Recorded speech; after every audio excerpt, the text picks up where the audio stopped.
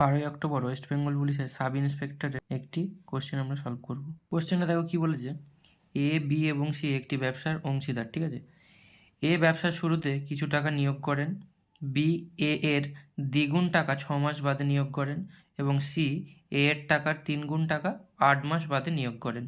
বছরের শেষে তাদের 45,000 টাকা লাভ হলে সি এর লভ্যাংশ কত, এটা আমাদের বার করতে হবে। এ বি ও সি এর মূলধনটা বার করতে হবে।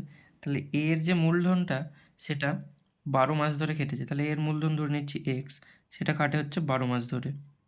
আর বলেছে যে বি এর যে মূলধন, বি এর মূলধন হচ্ছে এ এর মূলধনের ডবল, তাহলে কত হবে এটা 2x।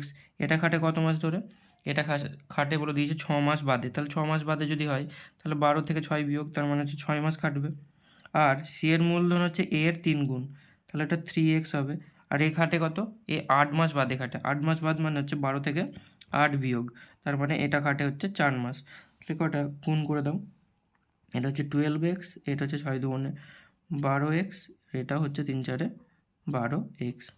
তাহলে এক্সগুলো কেটে যাচ্ছে, সব বারগুলোও কেটে যাচ্ছে, তাহলে এদের অনুপাতটা কত হলো 1:1:1। এদের মূলধনের অনুপাত হলো 1:1:1। এখন আমাকে সি এর লভ্যাংশ বার করতে বলেছে, তাহলে সি এর লভ্যাংশ বার করতে গেলে দেখো আমাদের মোট লাভটা কত বলে দিয়েছে, মোট লাভ বলে দিয়েছে 45,000 টাকা, ঠিক আছে 45,000 টাকা। আর সি এর লভ্যাংশ বার করতে গেলে সি এর ভাগারটাও বার করতে হবে।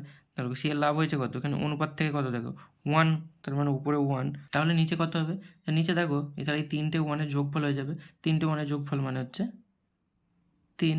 তাহলে এই 3 দিয়ে 45,000কে কাটাকাটি করবো, 3 15 45, 15,000, 15,000কে 1 দিয়ে গুণ করলে হবে 15,000। তাহলে সি এর লভ্যাংশ কত বেরিয়ে গেল 15,000, এটাই আমাদের অ্যান্সার।